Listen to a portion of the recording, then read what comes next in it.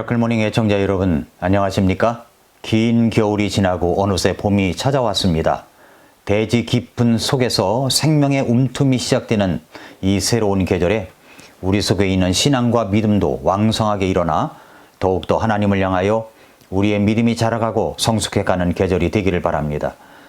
우리는 한동안 침례교회의 역사를 통하여 역사 속에서 그리스도인들이 각각 어떤 이름으로 핍박과 박해가 일어났었는가, 어떤 이름으로 불려졌는가 하는 이야기를 배웠었습니다.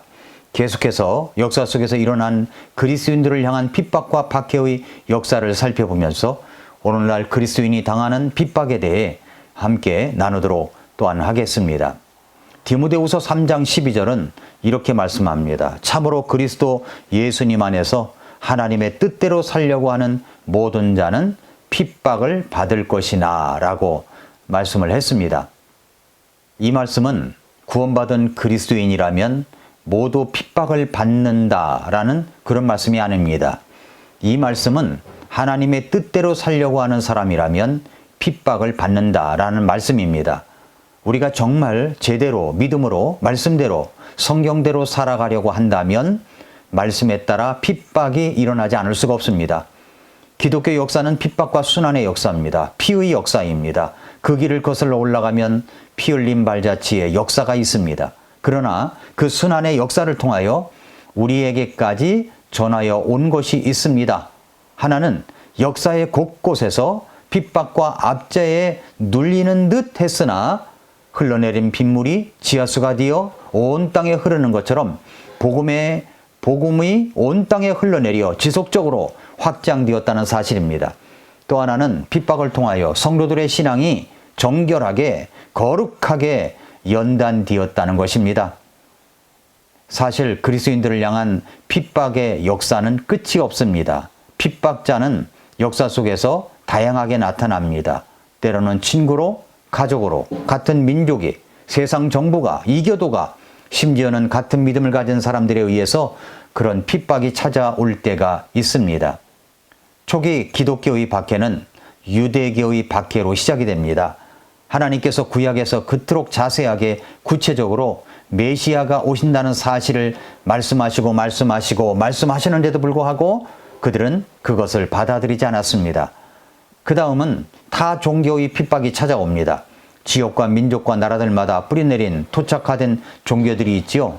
거기에 복음이 들어가니까 이 반발이 일어나고 박해를 하는 것이 일어나기 시작했습니다.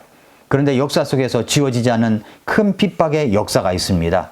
그 핍박의 역사는 바로 로마 제국의 박해입니다. 왜 그렇게 기독교를, 그리스도인들을 핍박했던 것이었을까요?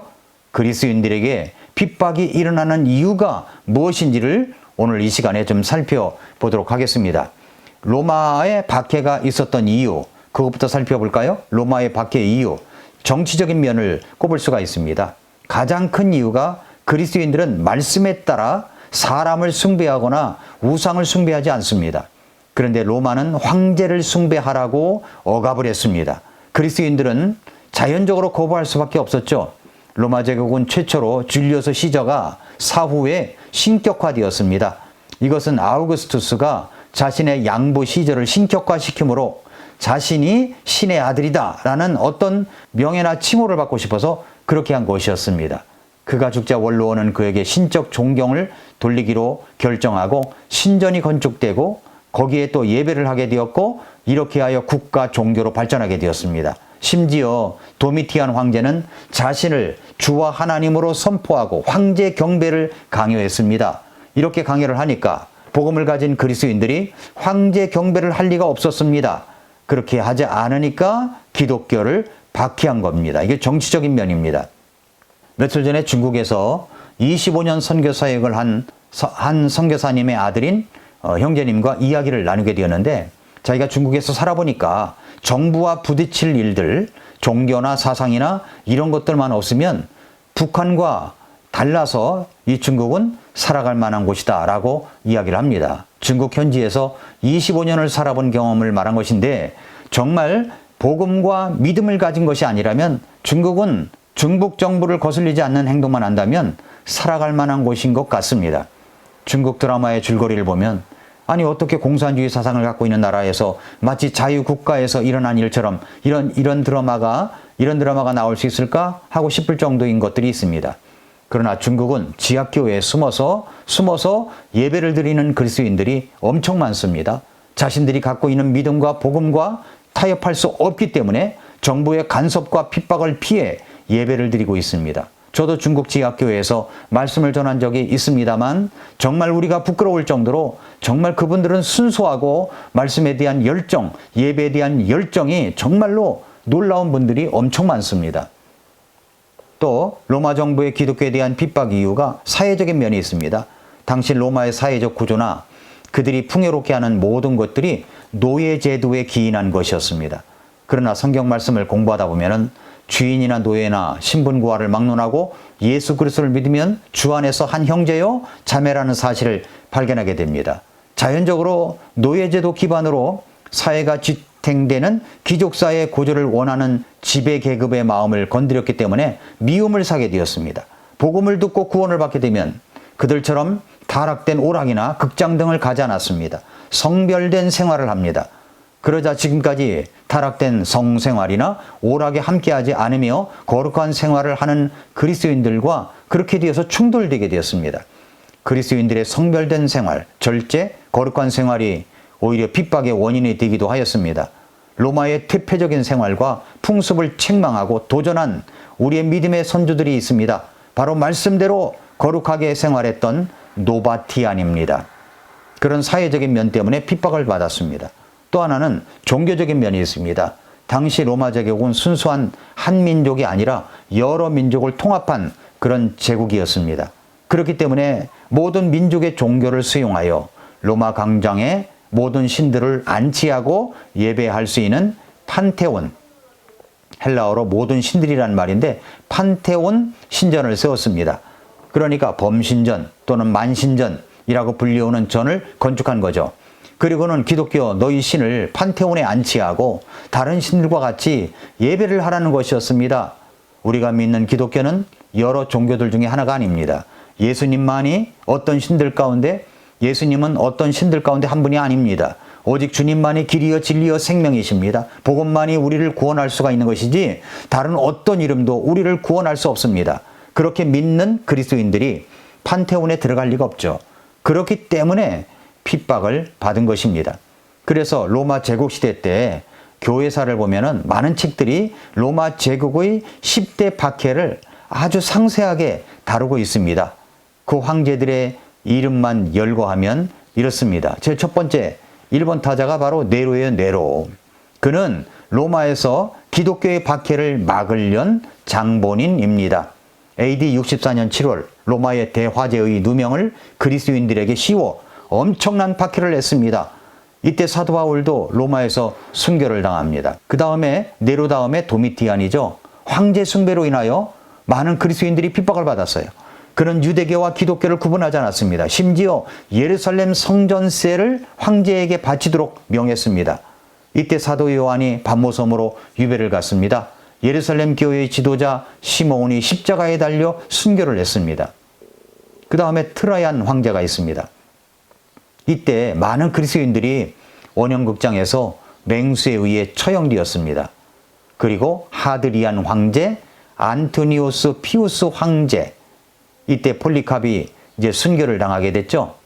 그리고 마르쿠스 아우렐리우스 황제, 이때 저스틴이 순교를 당했고요.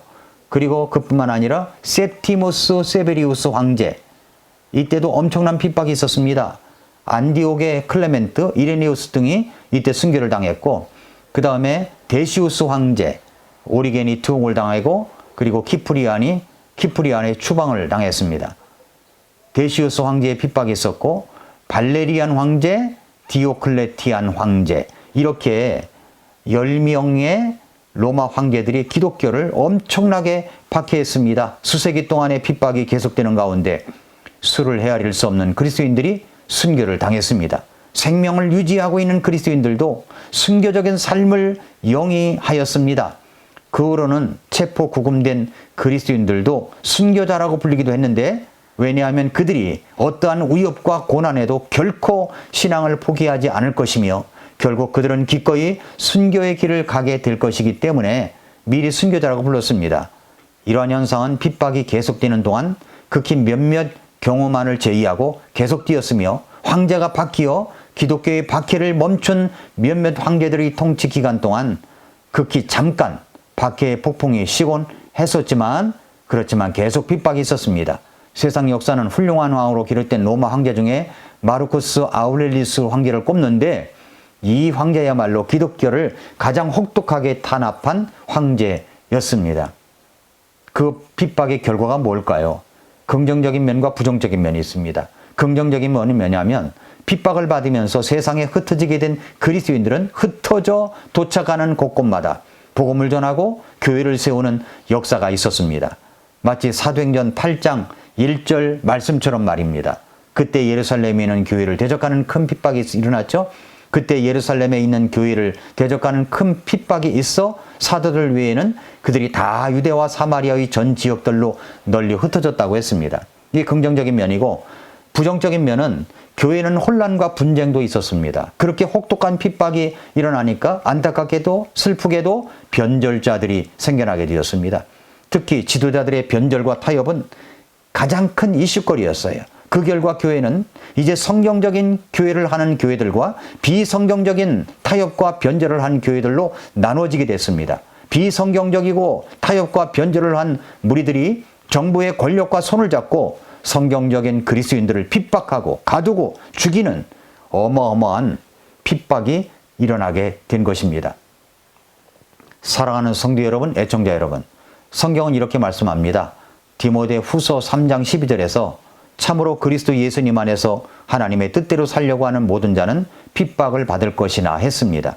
그렇습니다. 우리가 올바른 복음을 듣고 구원받은 하나님의 자녀라면 제대로 된 믿음과 신앙을 갖고 생활해야 합니다.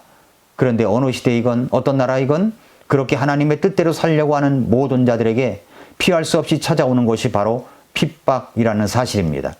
가족들이 핍박할 수 있습니다. 친구들이, 직장 동료들이, 정부가, 주변에 있는 가까운 사람들이 핍박할 수 있습니다. 아니 오히려 다른 교회들이 핍박할 수도 있어요. 그렇게 내 믿음 때문에 바르게 성경적인 믿음과 교회를 선택하고 살아가기 때문에 핍박을 받아본 그런 경험이 있으십니까? 하나님의 뜻대로 살려고 하는 모든 자는 핍박이 있습니다. 오늘도 미라클 모닝입니다.